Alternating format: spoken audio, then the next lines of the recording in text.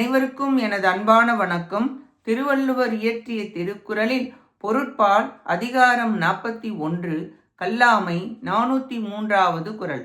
கல்லாதவரும் நனி நல்லர் கற்றார் முன் சொல்லாது இருக்கப் பெறின்.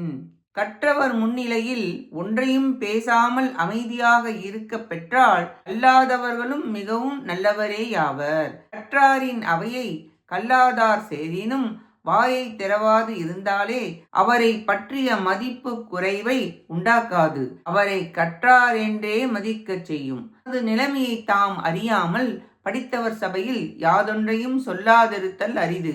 வாயை மூடிக்கொண்டு எதுவும் சொல்லாமல் இருந்தால் நன்கு மதிக்கக்கூடும். மௌனமாயிராது ஏதாவது ஒன்றை உளறுவானானால் இவனது மடமையை எல்லோரும் விளங்க அறிந்து அவமதிப்பர். இங்கனம் கற்றவருக்கும் கல்லாதவருக்கும் உள்ள வேறுபாடு வாயிலிருந்து வரும் சொல்லால் மாத்திரமே விளங்கும். வாய்தான் வீட்டிற்கு வாசல் கதவு போல் உள்ளது, மூடினால் தெரியாது. படிக்காது பேசாதே என்று விளக்குகிறார்.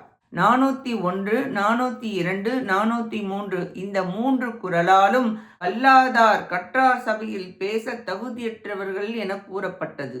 நன்றி, வணக்கம்.